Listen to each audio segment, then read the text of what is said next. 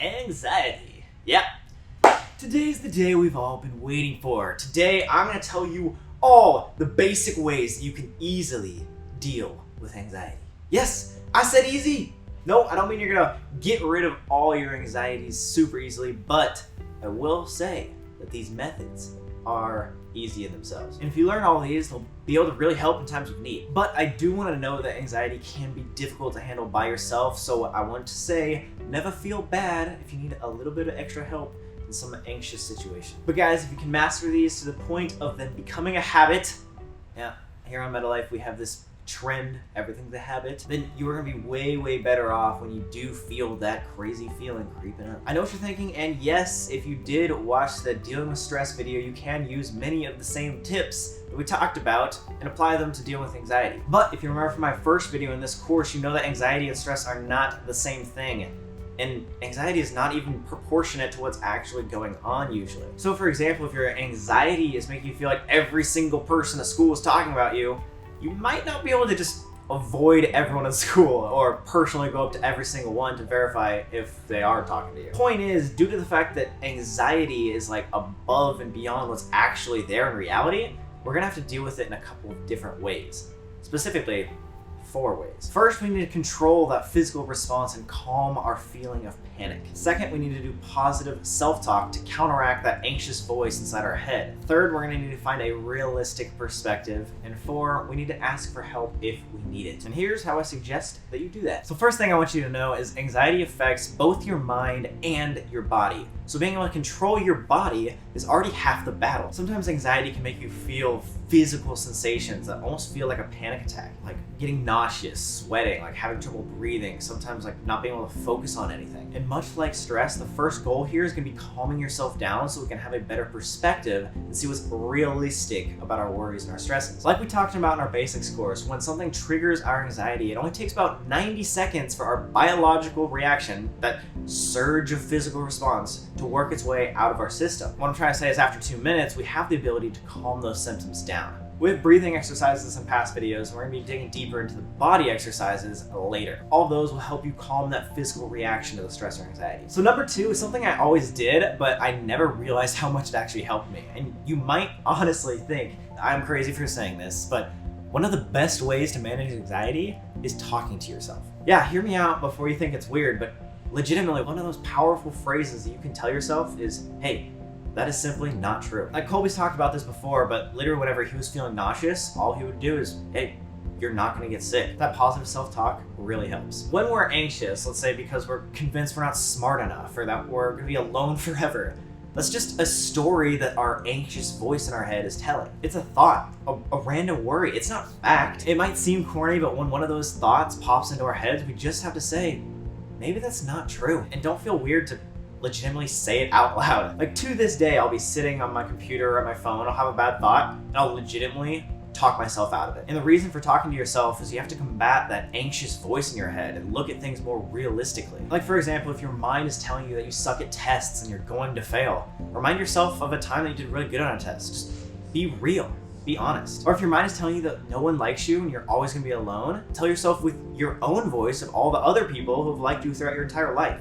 All those people who care. Even use us. Obviously, your Metalife family cares deeply. Trust me, I used to be really bad about believing that voice inside my head until I started self-talk. Then that anxious voice inside your head becomes a lot quieter. I do want to say use this in times of need, but also just day to day. I love saying things like, you got this, in a mirror every morning, or even as simple as, you're okay, when I get home at the end of the day. Next, let's talk more about this realistic perspective versus the anxious perspective. Anxiety loves to jump ahead into the future, make all these assumptions about these awful things that are gonna happen. But here's the truth.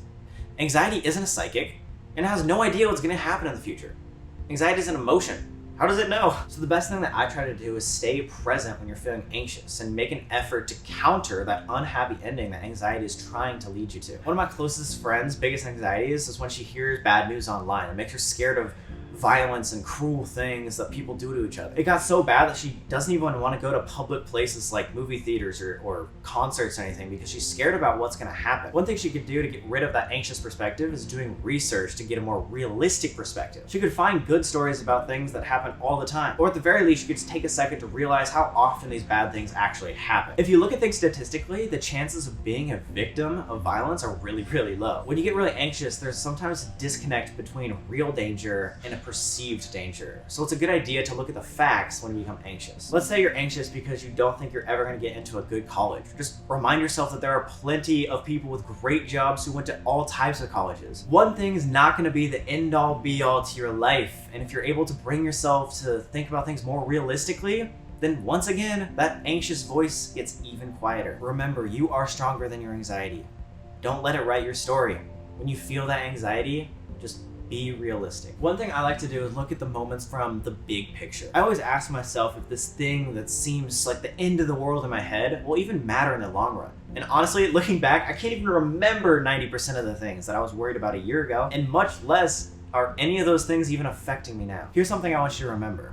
Most of the things that feel huge and make us anxious in this moment will not have any impact on our futures. Like this one time in 11th grade, I got dumped by my girlfriend of over a year.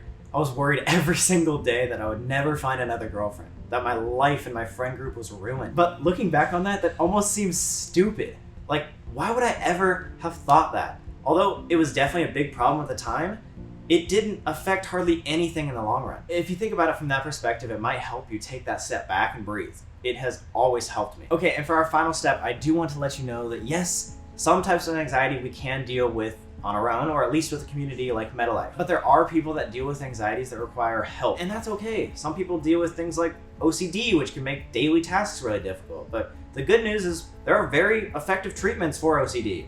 But in those cases, we just need to ask for help. Like if your anxieties come from some sort of trauma you've experienced, it's really important to let someone know.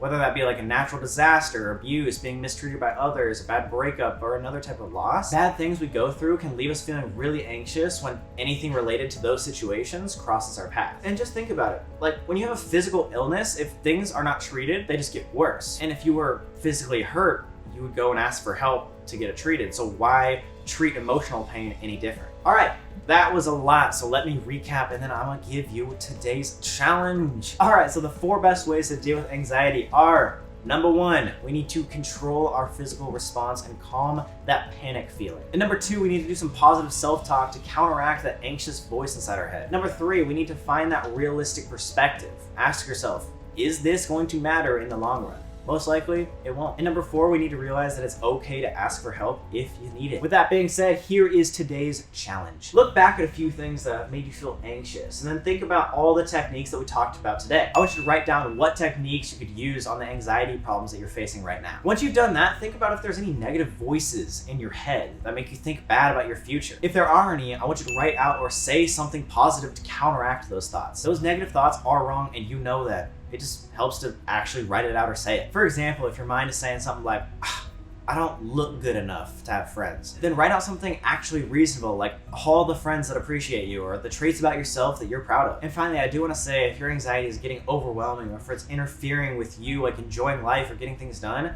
you need to make a commitment to tell someone. A commitment like telling yourself, next week, when Colby and I hang out, I'm gonna tell him how anxious blank makes me feel. Or better yet, at my next doctor's appointment, I'm gonna let him know that I have a hard time breathing when I speak in front of a class or other coworkers. Guys, again, at the end of the day, communication is key. We don't have to solve all of our problems by ourselves. But either way, good luck with the challenges, and I'll see you guys in the next one. You got this.